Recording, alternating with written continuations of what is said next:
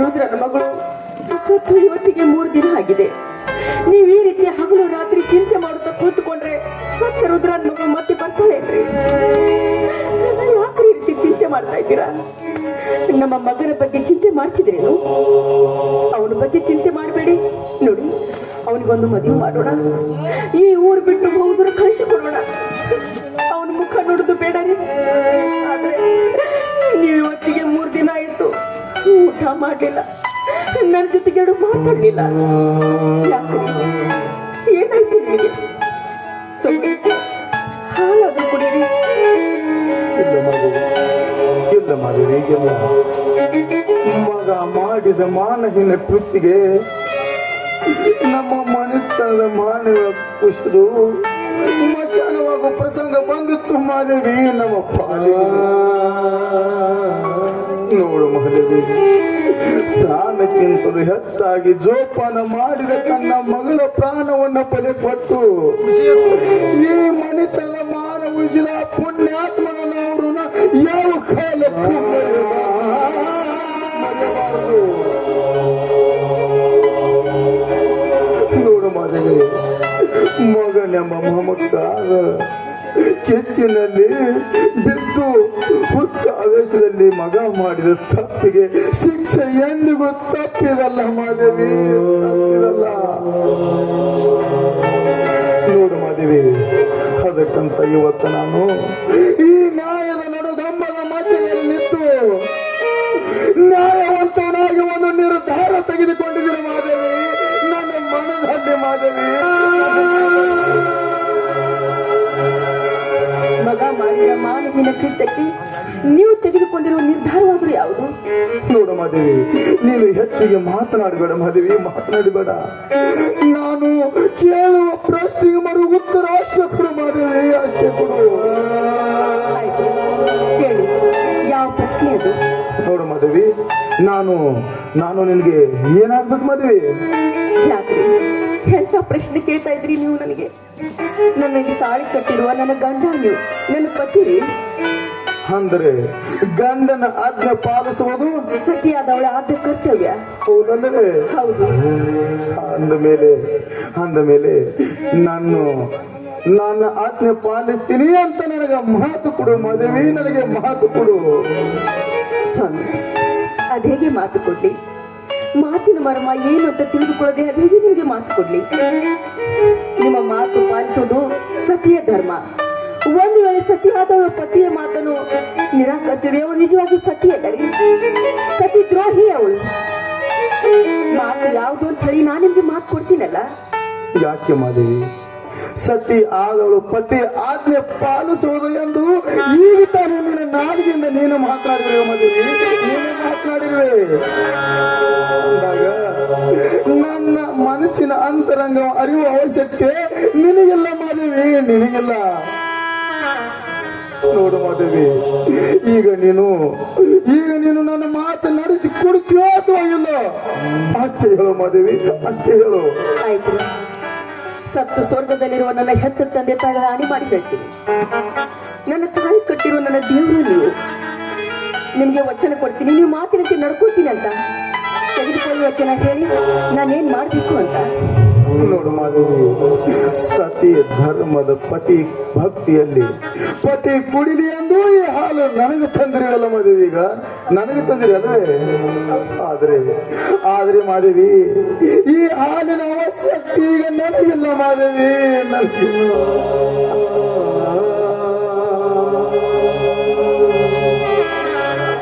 ನೋಡು ಮಾದೇವಿ, ಈಗ ನೀನು ತಂದ ಹಾಲು ನಿನ್ನ ಕೈಯರೆ ನಿತ್ಯ 10 ಗಂಟೆಗೆ ಕುಡಿಯುವ ಮಗ ಮಾಂತೇಶ ಕುಡಿಬೇಕು ಮಾದೇವಿ, ಮಗ ಮಾಂತೇಶ ಕುಡಿಬೇಕು.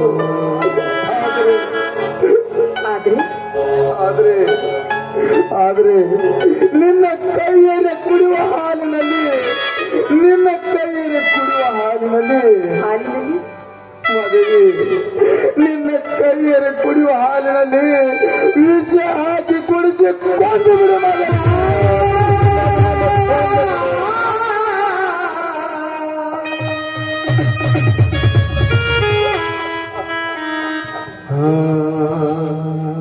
ಏನ್ ಹೇಳಿದ್ರಿ ನೀವು? ಏನ್ ಹೇಳಿದ್ರಿ ನೀವು? ಈ ಮಾತು ನೀವು ಹೇಳ್ತಾ ಇದ್ದೀರಾ?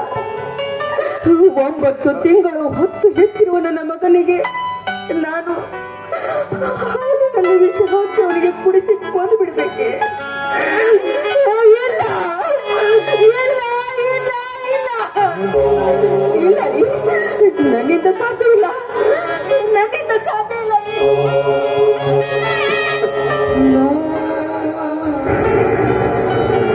ಮಹಾದೇವಿ, ನಾನು ನೀನು 9 ತಿಂಗಳ ಹೊತ್ತು ಹೆತ್ತು ಎದೆ ಹಾಲ ಕೊಟ್ಟು ತುತ್ತು ಮಾಡಿ ಉಣಿಸಿದ ನಿನ್ನ ಕರಳಿನ ಕೊರಗು ನಾನು ಅರ್ಥ ಮಾಡಿಕೊಳ್ತೀನಿ ಮಹಾದೇವಿ,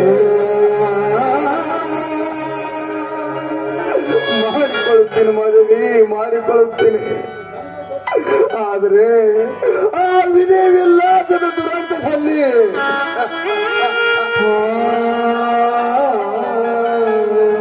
ಹೆತ್ತ ಮಗನ ಬಲಿ ತೆಗೆದುಕೊಳ್ಳಲು ಹೆತ್ತವರ ಹಣೆಬರದಲ್ಲಿ ಬರೆದಿರುವಾಗ ಅದು ಯಾರಿಂದ ತಪ್ಪಿಸಲು ಸಾಧ್ಯವಿಲ್ಲ ಮಾಧವಿ,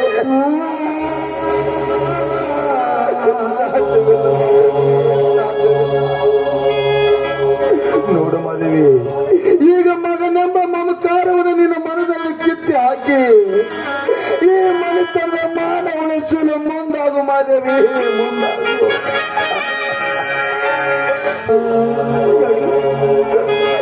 ನೋಡು ಮಾಧವಿ, ಹೆತ್ತ ಮಕ್ಕಳು ಪ್ರಾಣಕ್ಕಿಂತಲೂ ಮನೆಯ ಮಾನ ಮುಖ್ಯವಾದುದು ಮಾಧವಿ.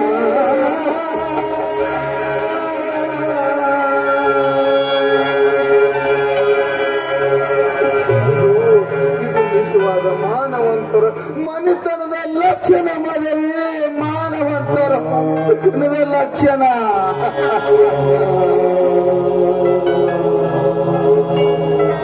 ನೋಡು ಮಾಧವಿ, ಇವತ್ತ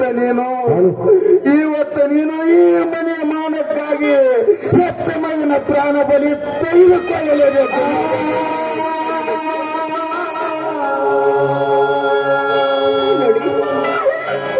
ಮಗನ ಪ್ರಾಣ ಹೋಗುತ್ತದೆ ಅಂತ ನನಗೆ ನೋವಾಗ್ತಾ ಇಲ್ಲ ರೀ, ನೋವಾಗ್ತಾ ಇಲ್ಲ. ಆದ್ರೆ ಈ ಸಮಾಜದಲ್ಲಿ ಹೊಟ್ಟೆಯಲ್ಲಿ ಎತ್ತಿರುವ ಮಕ್ಕಳನ್ನು ಕೊಲ್ಲುವಂತ ತಾಯಂದಿರು ಈ ಜಗತ್ತಿನಲ್ಲಿ ಇದ್ದಾರೇನ್ರಿ? ಇದ್ದಾರ? ಇಲ್ಲ ರೀ, ಇಲ್ಲ.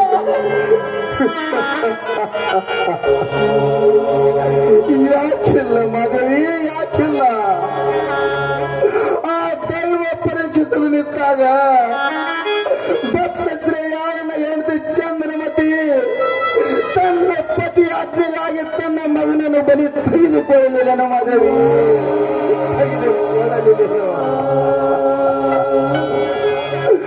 ಬಾಲಚಂದ್ರನ ಹೆಂಡತಿ ಅನುಸಯ ತನ್ನ ಪತಿ ಆಜ್ಞೆಗಾಗಿ ತನ್ನ ಮಗನ ಬಲಿ ತೆಗೆದುಕೊಳ್ಳಲಿಲ್ಲ ಮಾಧವಿ.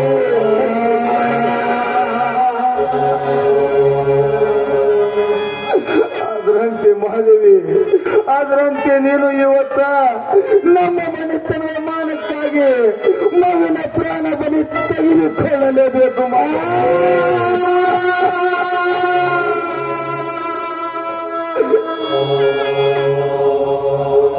ನೋಡು ಮಾಧವಿ, ಮಾನವರಿಗೆ ಒಂದು ಮಾತು ಹೇಳಿದ್ದಾರೆ ಮಾಧವಿ, ಮಾತು ಹೇಳಿದ್ದಾರೆ. ನೋಡು ಮಾಧವಿ, ಪ್ರಾಣ ಹೋದರೂ ಮಾನ ಬೇಕಂತ, ಪ್ರಾಣ ಹೋದರೂ ಮಾನ ಬೇಕಂತ ಮಾಧವಿ.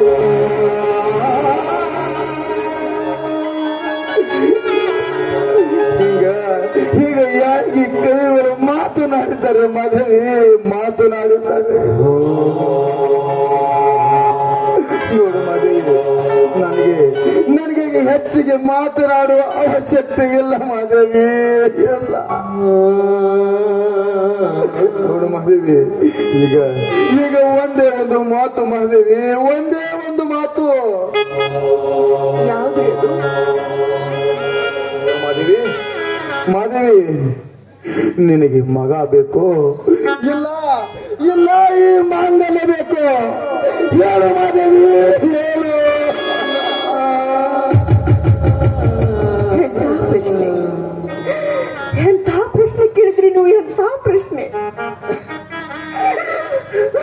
ಮಗ, ಮಾಂಗಲ್ಯ, ಇವು ಎರಡೂ ನನ್ನ ಎರಡು ಕಣ್ಣುಗಳಿದ್ದ ಹಾಗೆ.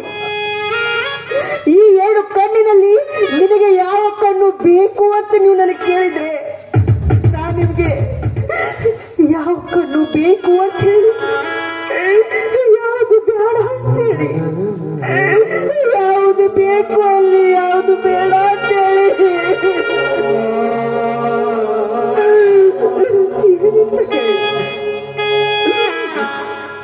ಸತಿ ಧರ್ಮದಲ್ಲಿ ನಾನು ನಿಮ್ಗೆ ವಚನ ಕೊಟ್ಟಿದ್ದೀನಲ್ಲ, ನಾನು ಹೇಳುದು ಒಂದೇ ಹೊತ್ತು. ಯಾವುದು ಮಾದೇವಿ, ಯಾವುದು?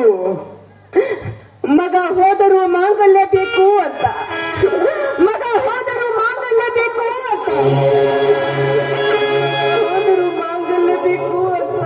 ಇದೆ ಅಲ್ವೇ ಸತಿ ಧರ್ಮ? ಇದೆ ಅಲ್ವೇ?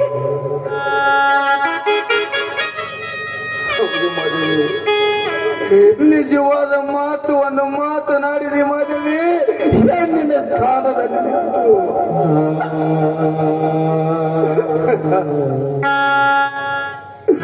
ನೋಡು ಮಾದೇವಿ, ಈಗ ಮಾಂತ್ಯಜ ಬರುವ ಸಮಯವಾಗಿದೆ ಮಾದೇವಿ, ಸಮಯವಾಗಿದೆ. ಹೆತ್ತ ತಾಯಿ ಕೈಯಿಂದ ಹಾಲು ಕುಡಿಯುವ ಹಂಬಲವನ್ನು ಮನೆಯಲ್ಲಿ ತುಂಬಿಕೊಂಡು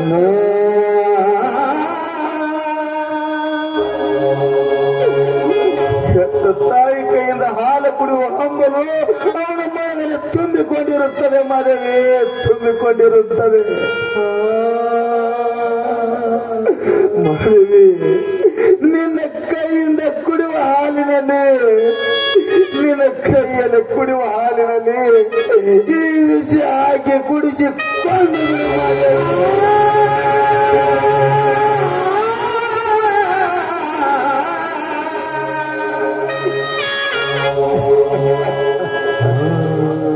ನೋಡು ಮಾದೇವಿ, ಒಂದು ವೇಳೆ ಇಂದು 10 ಮನುಗರ ಒಳಗಾಗಿ ಮಗನ ಹೆಣ ಬೀಳದಿದ್ದರೆ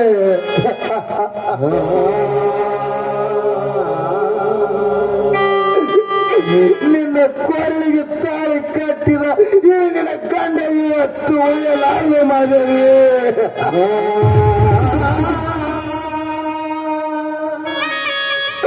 ಉಳಿಲಾರದು ಮಾದೇವಿ, ಉಳಿಲಾರದು.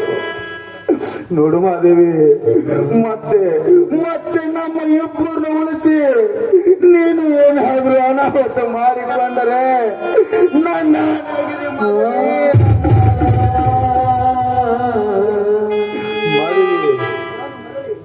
ಮಾದೇವಿ, ನಾನು ಮನೆಗೆ ಮರಳಿ ಬರುವ ಒಳಗಾಗಿ ಮನೆಯಲ್ಲಿ ಮಗ ಇರಬಾರ್ದು ಮಾದೇವಿ, ಇರಬಾರ್ದು.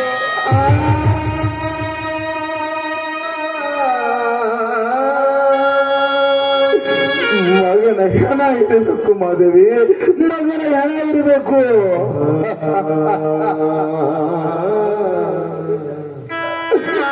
ಮಾದೇವಿ, ಇಲ್ಲದಿದ್ದರೆ ನಿನ್ನ ಕೊರಳಲ್ಲಿ ಇರುವ ಮಾಂಗಲ್ಯ ಇರುವುದಿಲ್ಲ ಮಾದೇವಿ.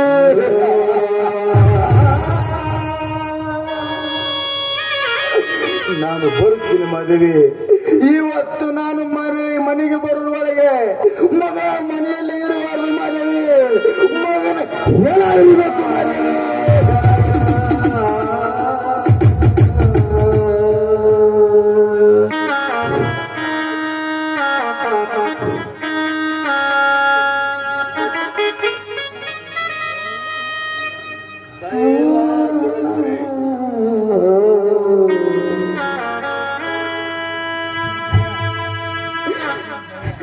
ಮೆಚ್ಚಿದೆ ಬ್ರಹ್ಮ, ಮೆಚ್ಚಿದೆ ನಿನ್ನ ಲಿಖಿತಕ್ಕೆ.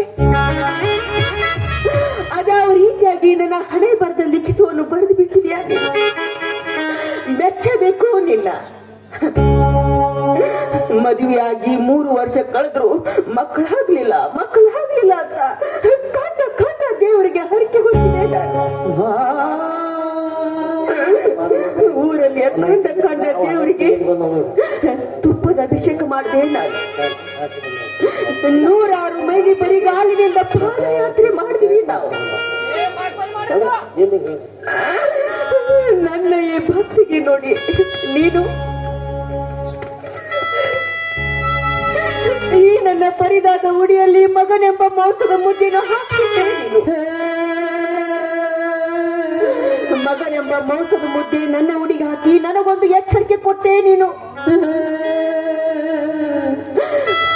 ಮಗನೆಂಬ ಮಾಂಸದ ಮುದ್ದೆಯನ್ನು ಚೆನ್ನಾಗಿ ಜೋಪಾನ ಮಾಡು, ರಣ ಹಕ್ಕಿನ ಪಾಲು ಮಾಡಬೇಡ ಅಂತ. ಆ ನಿನ್ನ ಎಚ್ಚರಿಕೆಯಂತೆ ನಾನು ನನ್ನ ಮಗನೆಂಬ ಮಾಂಸದ ಮುದ್ದೆಯನ್ನು ಲಾಲನೆ ಪಾಲನೆ ಮಾಡಿ ಉಣಿಸಿ ತಿನಿಸಿ ದೊಡ್ಡವನಿಗೆ ಮಾಡಿದೆ ನಾನು.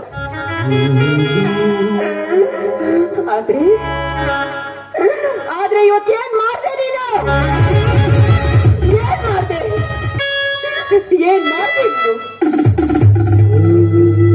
ಬೆಳೆದು ನಿಂತಿರುವ ಮಗನೆಂಬ ಮಾಂಸದ ಮುದ್ದೆಯನ್ನು ಕಿತ್ತು ತಿನ್ನು ಹಗ್ಗನಾಗಿ ನನ್ನ ನಿಲ್ಲಿಸಿಬಿಟ್ಟ ನೀನು.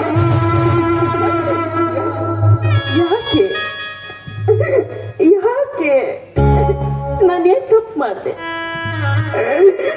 ತಪ್ಪಿಗಾಗಿ ನನಗಿಂತ ಶಿಕ್ಷೆ ಕೊಟ್ಟೆ ನೀನು. ಯಾಕೆ ದಿನಾಲು ಕಂಡ ದೇವರಿಗೆ ಹೋಗಿ ತುಪ್ಪದ ಅಭಿಷೇಕ ಮಾಡಿದ್ನಲ್ಲ, ಅದೇ ನಿನ್ನ ತಪ್ಪಾಯ್ತೆ. ದಿನಾಲು ನಿನ್ನ ಮಂದಿರಕ್ಕೆ ಬಂದು ಭಕ್ತಿ ಪುಷ್ಪವನ್ನು ಅರ್ಪಿಸಿದ್ನಲ್ಲ, ಅದೇ ನನ್ನ ದೊಡ್ಡ ತಪ್ಪ. ಯಾಕೆ ನಾನು ಏನ್ ತಪ್ಪು ಮಾಡ್ದೆ ನನಗಿಂತ ಶಿಕ್ಷೆ ಕೊಟ್ಟೆ ನೀನು. ನನ್ನ ಮಗನ ಸಾವು ನನ್ನ ಕೈಯಾರೆ ಆಗುವುದು ನನ್ನ ಹಣೆ ಬರದಲ್ಲಿ ಬರ್ದಿದ್ರೆ ಯಾಕಾದ್ರೆ ಈ ಭೂಮಿ ಮೇಲೆ ನಾನು ಹುಟ್ಟಿ ಬಂದೆ. ನನ್ನ ಮಗ ನನ್ನ ಕೈಯಾರೆ ವಿಷ ಸೇವಿಸಿ ಸಾಯುವುದು ಅವನ ಹಣೆ ಬರದಲ್ಲಿ ಬರ್ದಿದ್ರೆ ಯಾಕಾದ್ರೆ ನನ್ನ ಗರ್ಭದಲ್ಲಿ ಅವನು ಹುಟ್ಟಿದ. ಯಾಕೆ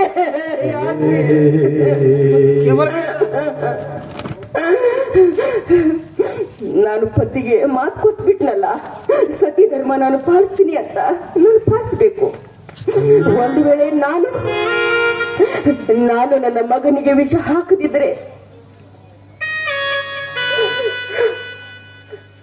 ತಾಳಿ ಕಟ್ಟಿದವನು ಉಳಿಯೋದಿಲ್ಲ. ನನ್ನ ಗಂಡ ಉಳಿಬೇಕು, ನನ್ನ ಮಗ ಅಳಿಬೇಕು.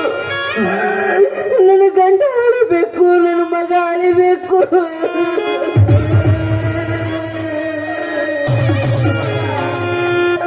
ಅಳಿಬೇಕು. ದೇವ್ರೆ, ನಾನು ದಿನಾಲು ನಿನ್ನ ದೇವಸ್ಥಾನಕ್ಕೆ ಬಂದು ನಿನ್ನ ಪೂಜೆ ಮಾಡಿದಲ್ಲ, ನಾನು ಇವತ್ತು ಒಂದೇ ಒಂದು ಮಾತು ನಿನ್ನಲ್ಲಿ ಕೇಳ್ತೀನಪ್ಪ. ಕೇಳ್ತೀನಿ. ಇವತ್ತು ನನಗೆ ಬಂದಿರುವ ಈ ಅಗ್ನಿ ಪರೀಕ್ಷೆ, ನನಗಿವತ್ತು ಬಂದಿರುವ ಈ ನನ್ನ ಅಗ್ನಿ ಪರೀಕ್ಷೆ ಈ ಜಗತ್ತಿನಲ್ಲಿ ಯಾವ ಹೆಣ್ಣಿಗೂ ಕೊಡಬೇಡಪ್ಪ.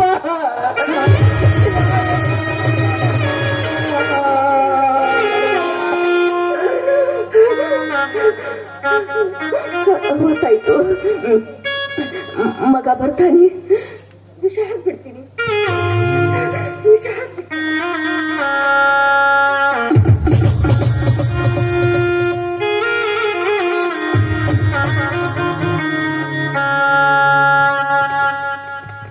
ಏನಂತ ಜೀವನದ ಹೋಗುತ್ತೈತೆ ಮಣ್ಣಾಗ, ಏನಂತ ಜೀವನದ ಹೋಗುತ್ತೈತೆ ಮಣ್ಣಾಗ, ಚಿಂತೆಯಿಂದ ಕೂಡುತ್ತೈತೆ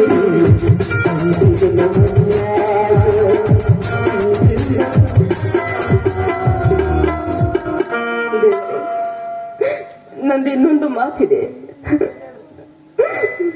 ನಿಜವಾಗಿಯೂ ಭೂಮಿ ಮೇಲೆ ನೀನಿದ್ರೆ, ನನ್ನ ಪೂಜೆ ನಿನಗೆ ಸಲ್ಲಿದ್ರೆ,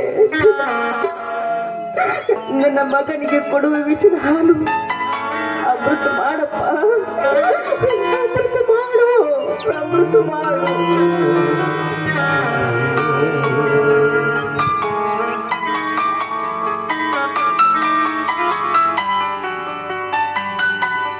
ಅಮ್ಮ ಅಮ್ಮ ಅಮ್ಮ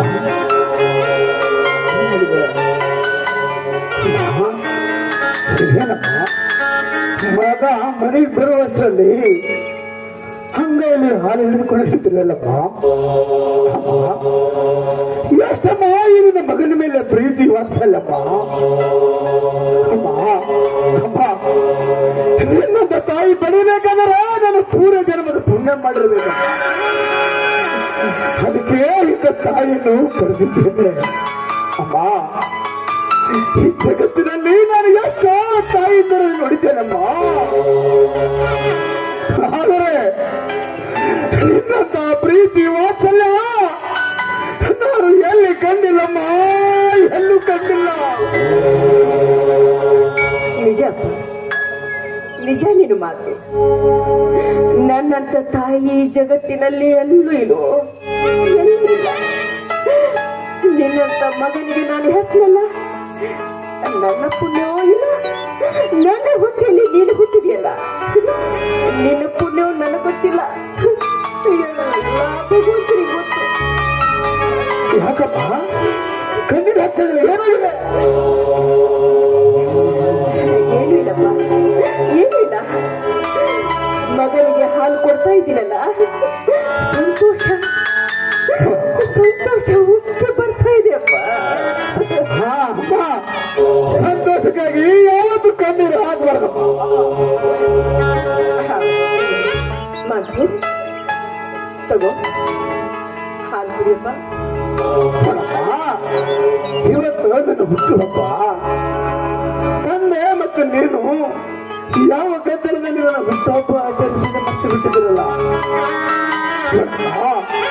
ಹುಟ್ಟುಹಬ್ಬದ ದಿವಸ ಹೆತ್ತು ತಾಯಿ ಕಡೆಯಿಂದ ಹಾಲು ಕುಡಿಯುವ ಮುನ್ನ ನಿನಗೆ ಕೆಲವೊಂದು ಪ್ರಶ್ನೆ ಕೇಳಬೇಕಾಗಿದೆ. ನೀನು ಮೊದಲು ಆ ಪ್ರಶ್ನೆಗೆ ಉತ್ತರ ಕೊಡಬೇಕು. ನಾನು ಆಮೇಲೆ ಹಾಲು ಕುಡಿತೇನೆ. ತಾಮ ಇಲ್ಲಿ ಹಾಲು ಹಿಡಿತೀರ ತಾಮ?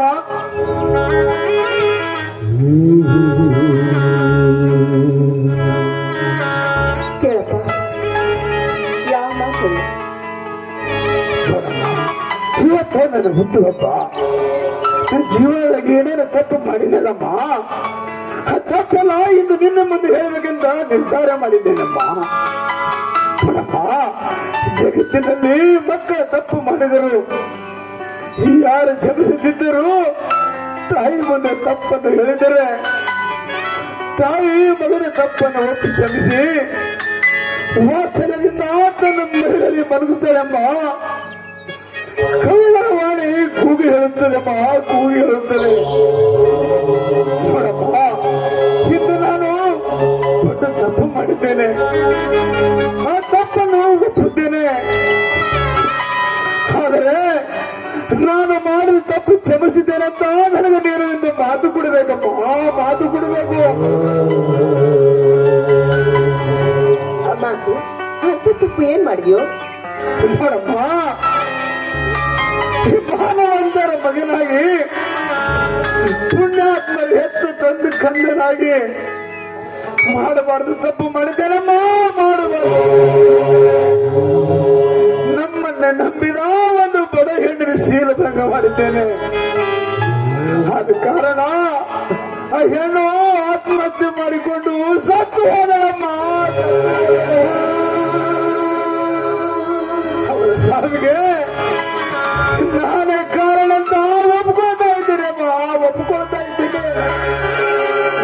ಈ ತಪ್ಪನ್ನು ನೀನು ಕ್ಷಮಿಸಬೇಕಮ್ಮ, ಕ್ಷಮಿಸಬೇಕು.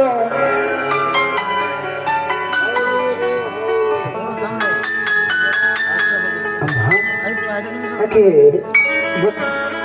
ಗೊತ್ತಿಲ್ಲ ಅಂತ ಕಾಣುತ್ತದೆ. ಅಂದರೆ ಆ ವಿಷಯ ಇನ್ನೂ ಯಾರಿಗೂ ಗೊತ್ತಿಲ್ಲ ಅಂತ ಕಾಣುತ್ತದೆ.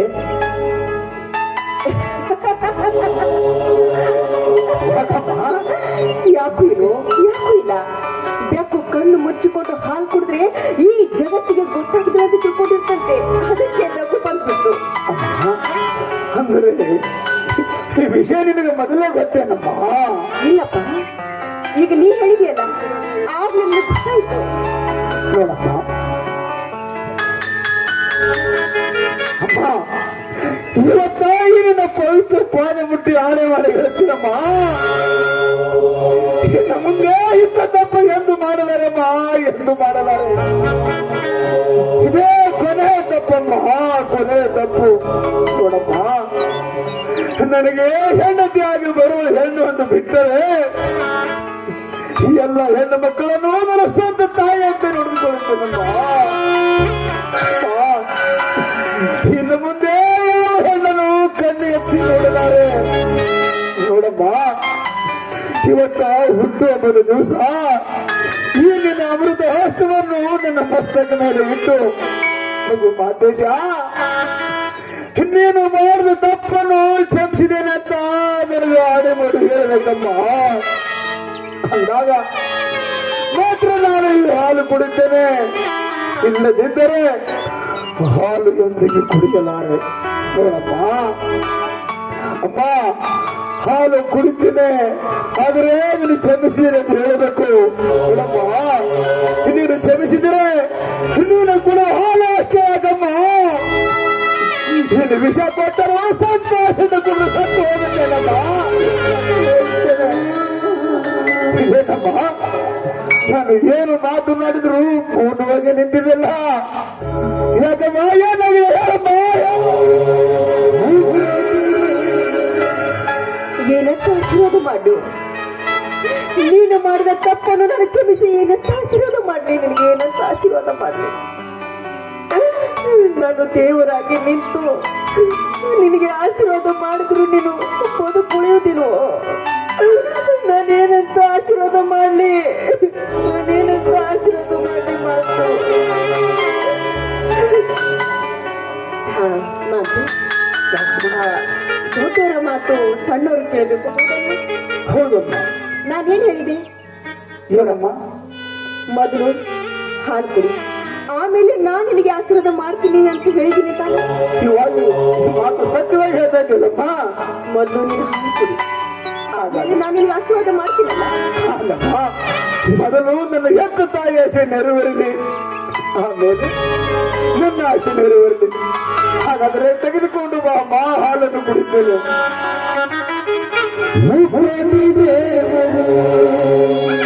ತಾಯಿ ಮಾತರಿರುವರು ಕೈ ಹಿಡಿದು ಬೇಡನು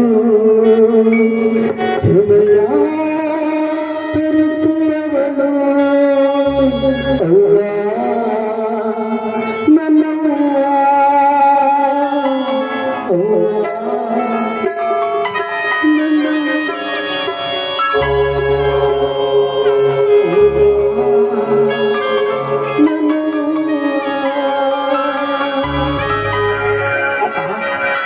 ಅಮ್ಮ, ಹಾಲು ಕುಡಿದಿದ್ದೇನೆ ಬಾ ಅಮ್ಮ. ಅಮ್ಮ, ನಿನ್ನ ಮಾತಿನಂತೆ ಮೊದಲು ಹಾಲು ಕುಡಿದ್ದೇನೆ. ಈಗ ನೀನು ನನಗೆ ಆಶೀರ್ವಾದ ಮಾಡಬೇಕಮ್ಮ.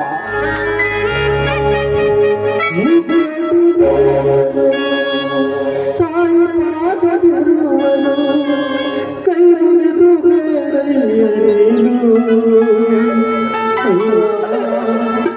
ನನ್ನವ್ವ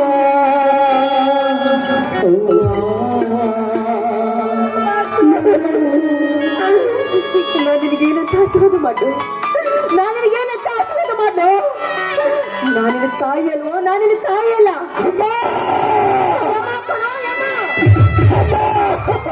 ಹೌದು ಹೌದು, ಏನ್ ಹೇಳ್ತೀರಮ್ಮ? ನೀನು ಮಾಡಿದ ತಪ್ಪು ನಿಮ್ಮ ತಂದೆಯವರಿಗೆ ಗೊತ್ತಾಗಿಬಿಟ್ಟಿದೆ. ಅದಕ್ಕಾಗಿ ಹೊರಗೆ ಹೋಗುವಾಗ ನನಗೆ ಆಜ್ಞೆ ಮಾಡಿ ಹೋಗಿದ್ದಾರೆ. ಅಮ್ಮ, ನನ್ನ ತಂದೆ ನಿನಗೆ ಏನಂತ ಆಜ್ಞೆ ಮಾಡಿದ್ದಾರಮ್ಮ? ನೀನು ಬದುಕಬಾರದು ಅಂತ.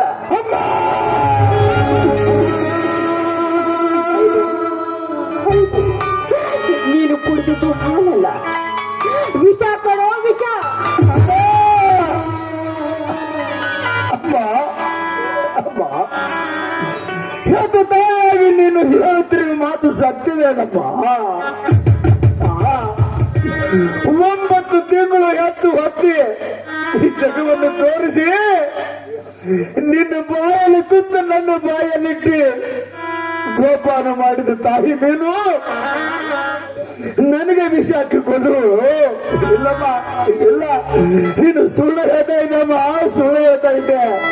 ನೋಡಮ್ಮ, ಮಗ ಎಷ್ಟು ಕೆಟ್ಟವರು ಇದ್ದರು ಇಲ್ಲಿವರೆಗೆ ನಮ್ಮ ಭಾರತದ ಇತಿಹಾಸದಲ್ಲಿ ಯಾವ ತಾಯಿ ಮಗನನ್ನು ವಿಷ ಹಾಕಿ ಕೊಂದಿಲ್ಲಮ್ಮ, ಕೊಂದಿಲ್ಲ. ಅದಕ್ಕೆ ಹೆತ್ತ ಮಗನನ್ನು ಕೊಂದು ನೀನು ಇತಿಹಾಸದಲ್ಲಿ ಹೆಸರುವಾಸಿ ಆಗಬೇಕಂದಿರುವೇನಮ್ಮ. ಅಮ್ಮ ಅಮ್ಮ, ಈಗ ನೀನು ಹೇಳಿದ ಮಾತು ಹೆತ್ತು ತಾಯಿಯಾಗಿ ಹೇಳ್ತಾ ಇದ್ದಲ್ಲ, ಈ ಮಾತು ಸತ್ಯವಾಗಿ ಹೇಳ್ತಾ ಇದ್ದೇನಮ್ಮ. ಸತ್ಯವಾಗಿ ಹೇಳ್ತಾ ಇದ್ದೀನಿ. ಇವತ್ತು ನಿನ್ನ ಪಾಲಿಗೆ ಈ ಹೆತ್ತವ ಹಾಲು ವಿಷವಾಯ್ತು, ಈ ಹೆತ್ತವಳ ಹಾಲು ವಿಷವಾಯ್ತು, ಹೆತ್ತವಳ ಹಾಲು ವಿಷವಾಯ್ತು. ಅಮ್ಮ, ಹೆತ್ತ ತಾಯಿ ಕೈಯಿಂದ ಹಾಲು ಕುಡಿದು ಸಾಯ್ಬೇಕಂದು ಆ ಬ್ರಾಹ್ಮಣನ ಹಣೆ ಬರೆಯಲು ಬರೆದರೆ ಅದನ್ನು ತಪ್ಪಿಸಲು ಸಾಕ್ಷಾತ್ ಬ್ರಾಹ್ಮಣನಿಂದಲೂ ಸಾಧ್ಯವಿಲ್ಲಮ್ಮ, ಸಾಧ್ಯವಿಲ್ಲ. ಹೀಗಿರುವಾಗ ಈ ನನ್ನ ಸಾವಿಗೆ ನಿನ್ನನ್ನು ಯಾಕೆ ಹೊಡೆ ಮಾಡಲ್ಲಮ್ಮ, ನಿನ್ನನ್ನು ಯಾಕೆ ಹೊಡೆ ಮಾಡಲಿ? ನೋಡಪ್ಪ, ನ್ಯಾಯಕ್ಕಾಗಿ ಹೆತ್ತ ಮಗಳನ್ನ ಬಲಿ ಕೊಟ್ಟು ನಿಮ್ಮಂತ ತಂದೆ ತಾಯಿಯರು ಹೆಕ್ಕಲು ಹುಟ್ಟಿದ್ದು ಇದು ನನ್ನ ಪುಣ್ಯಮ್ಮ. ಇಂಥ ಹೆತ್ತ ತಂದೆ ತಾಯಿಯರ ಹೆಸರು ಈ ನಮ್ಮ ಭಾರತದ ಇತಿಹಾಸದಲ್ಲಿ ಅಪಾರವಾಗಿ ಉಳಿದಪ್ಪ. ಮುಂದೆ ಇನ್ನೊಂದು ಜನ್ಮ ಇದ್ದರೆ ನಿಮ್ಮಂತ ಪುಣ್ಯಾತ್ಮರ ತಂದೆ ತಾಯಿಯ ಹೊಟ್ಟೆಯಲ್ಲಿ ಹುಟ್ಟಿ ಬರಲದು ಭಗವಂತ ಮಾತೃಲಿಂಗ ನಾನು ಬೇಡಿಕೊಳ್ತೇನಮ್ಮ, ಬೇಡಿಕೊಳ್ತೇನೆ. ಹೊಟ್ಟೆಯಲ್ಲಿ ಸಂಕಟ ಬರ್ತಾ ಇದೆ ಅಮ್ಮ, ಅಮ್ಮ, ನನಗೆ ಯಮ ಕರೆದಾಗುತ್ತದೆ ಅಮ್ಮ. ಅಮ್ಮ, ಈ ಭಗವಾನನ ಆಗಲು ಹೋಗು ಮುನ್ನ ಮಗು ಇದು ತಪ್ಪನ್ನು ಕ್ಷಮಿಸಿದೇನಂತ ಮತ್ತೊಮ್ಮೆ ಆಶೀರ್ವಾದ ಕಳೆದ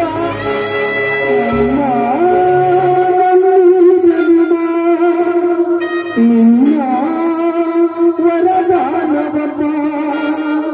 ಅಮ್ಮ ನಿನಗಾರಸಮ ನನ್ನ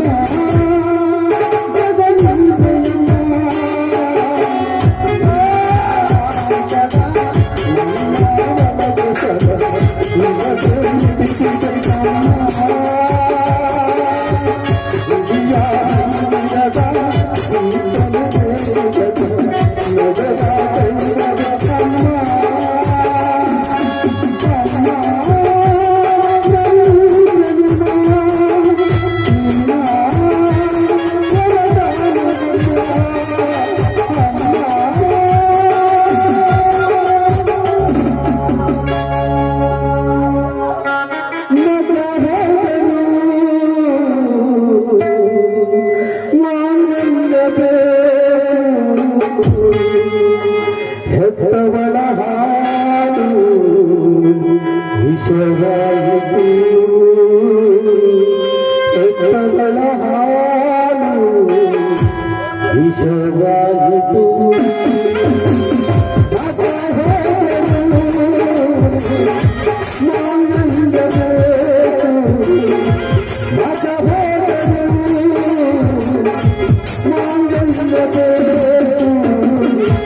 ಹೆತ್ತವಳ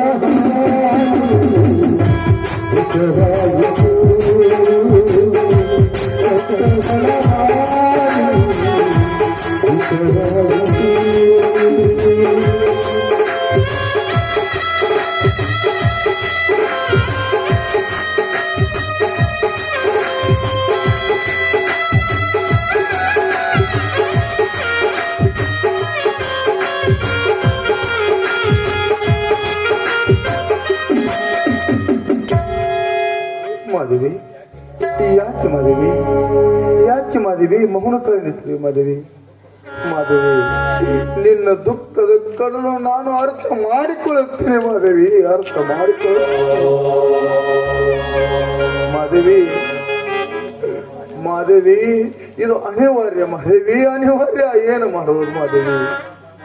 ಮಾದೇವಿ, ಇಂದ ಮರಣ ಮಗ ಮರಣ ಹೊಂದಿಲ್ಲ ಮಾದೇವಿ, ಮಗ ಮರಣ ಹೊಂದಿಲ್ಲ.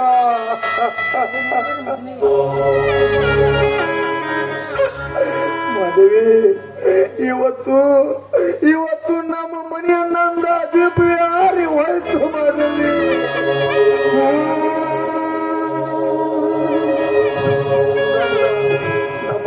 ನಂದ ದೀಪ ಯಾರಿ ಹೋಯ್ತು ಮಾದೇವಿ, ಯಾರಿ ಹೋಯ್ತು? ಮಾತನಾಡು ಮಾದೇವಿ, ಮಾತನಾಡು. ನಾನು ಇಷ್ಟೊಂದು ಮಾತನಾಡುವಾಗ ನೀನು ಯಾಕೆ ಮೌನ ತಾಳ್ಬಿಟ್ಟಿರು ಮಾದೇವಿ? ಬಾ ಮಾದೇವಿ, ಬಾ ಮಾದೇವಿ, ಬಾ ಮಾದೇವಿ. ಪ್ರಪಂಚ ನೀನೇ, ನನ್ನ ಪ್ರಪಂಚ ನೀನೇ. ಬಂದ್ರ ಬರೀ ಬರೀ ನೋಡ್ರಿ ನೋಡ್ರಿ ನಿಮ್ಮ ಮಗ ನೋಡಿ ಹೇಗೆ ಎಡವಾಗಿ ಮಲ್ಕೊಂಡಿದ್ದಾರೆ ನೋಡ್ರಿ. ನನಗೆ ಹೇಳಿ ಹೋಗಿದ್ರಲ್ಲ, ನಾನು ಮತ್ತೆ ಮರಳಿಗೆ ಬಂದ್ಮೇಲೆ ನನ್ನ ಮಗ ಇರಬಾರ್ದು, ಮಗ ಹೆಣ ಇರ್ಬೇಕು ಅಂತ. ನೋಡ್ರಿ ನಿಮ್ಮ ಮಗನ ಹೆಣ. ಈಗ್ಲಾದ್ರೂ ಸಂತೋಷವಾಯ್ತೇನು, ಈಗ್ಲಾದ್ರೂ ಸಮಾಧಾನವಾಯ್ತೇನು ನೋಡ್ರಿ.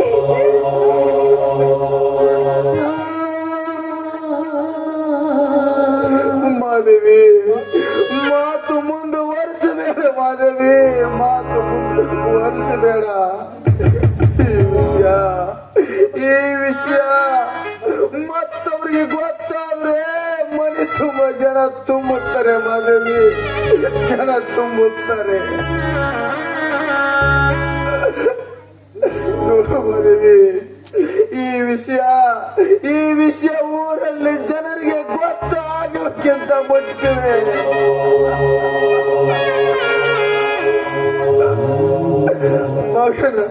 ಮಗನ ಹೇಳದ ಶವ ಸಂಸ್ಕಾರ ನಡೆದು ಹೋಗಲಿ ಮಾದೇವಿ.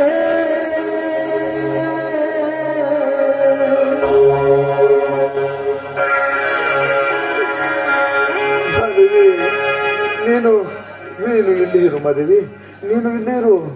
ನಾನು ಮಗನ ಶವದ ಸಂಸ್ಕಾರದ ಸಿದ್ಧತೆ ಮಾಡುತ್ತೇನೆ ಮಾದೇವಿ, ಸಿದ್ಧತೆ ಮಾಡುತ್ತೇನೆ.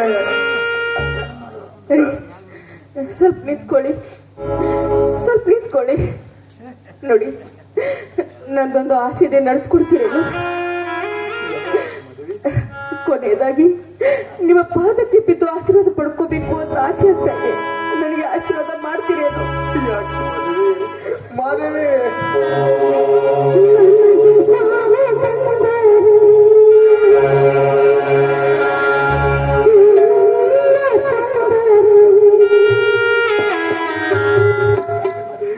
ಯಾಕೆ ಮಾದೇವಿ, ಯಾಕೆ? ಏನೇನು ಮನೆ ಬಂದಂತೆ ಯಾಕೆ ಮಾತನಾಡ್ತಿ ಮಾದೇವಿ, ಯಾಕೆ ಮಾತನಾಡ್ತಿ ಮಾದೇವಿ? ನನ್ನೊಂದಿಗೆ ಬದುಕು ಮುಂದೆ ಸಾಗುವ ಆಸೆ ನಿನಗೆ ಇಲ್ಲವೇನು ಮಾದೇವಿ?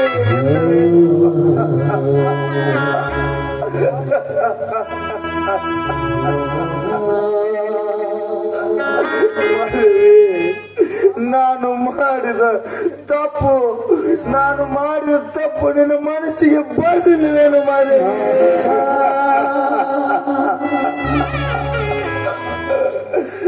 ಮಾದೇವಿ, ನಾನು ಮಾಡಿದ ತಪ್ಪು ನಿನ್ನ ಮನಸ್ಸಿಗೆ ಬಂದಿಲ್ಲ ಅಂದ್ರೆ ನೀನು ನನಗೆ ಒಂದೇ ಒಂದು ಆಜ್ಞೆ ಮಾಡು ಮಾದೇವಿ.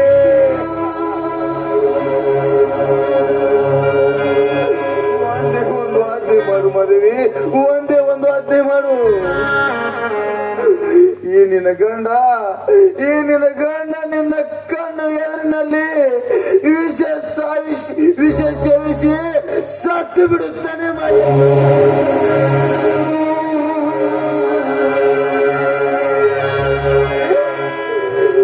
ಬೇಡರಿ, ದಯವಿಟ್ಟು ಇಂಥ ಮಾತಾಡಬೇಡ್ರಿ, ದಯವಿಟ್ಟು ಇಂಥ ಮಾತಾಡಬೇಡ್ರಿ.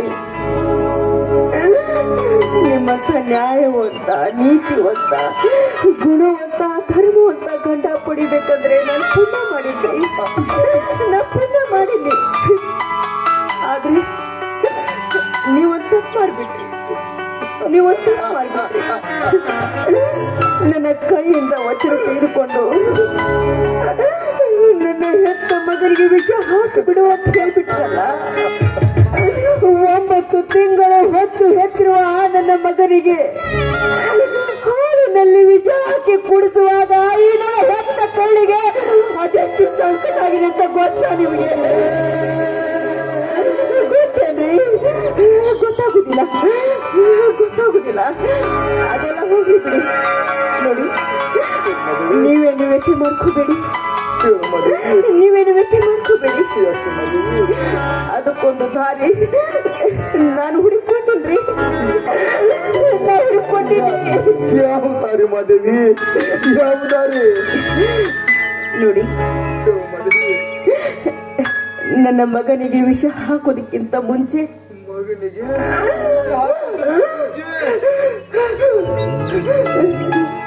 ಅದರಲ್ಲಿ ಸ್ವಲ್ಪ ವಿಷಾರಿ, ಸ್ವಲ್ಪ ವಿಷ ನಾನು ಕೊಡ್ಬಿಟ್ಟೆ.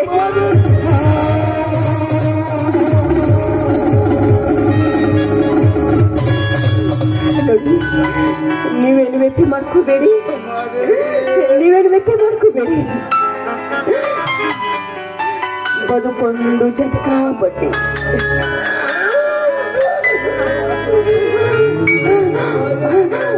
ಆ ವಿದ್ಯಾದ್ರ ಸಾಹೇಬ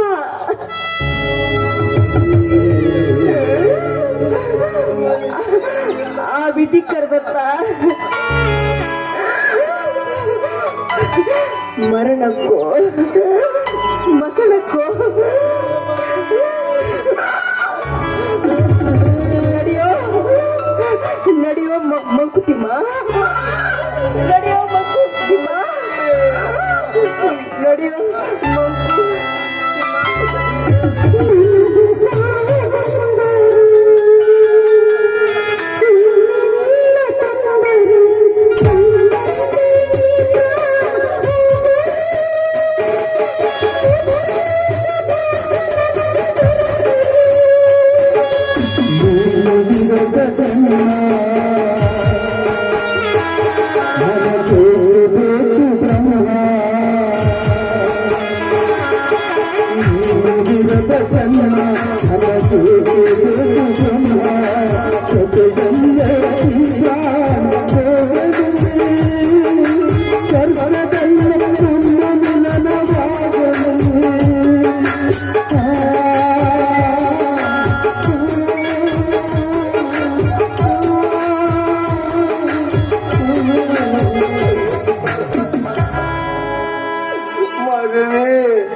ನೀನು ಸತಿಯಲ್ಲ ಮಾಧವಿ, ದೇವತಿ ಕಣೆ, ದೇವತಿ. ಪತಿ ಆಜ್ಞೆಯನ್ನು ಪಾಲಿಸುವ ಸತಿ ಕಣೆ ನೀನು.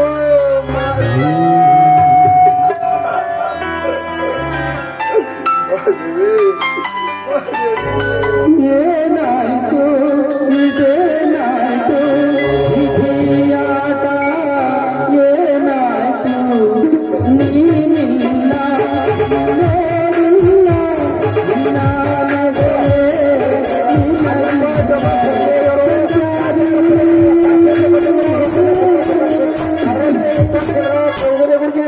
ರುದ್ರನ್ ಪಾತ್ರಗ ಪೂರ ಆಡ್ ತಂದಿರ್ತಾರೆ. ಆರೋಗ್ಯದಿಂದ ಸಂದ ಸ್ವೀಕರಿಸ್ತಾರೆ. ಏನಾಯ್ತು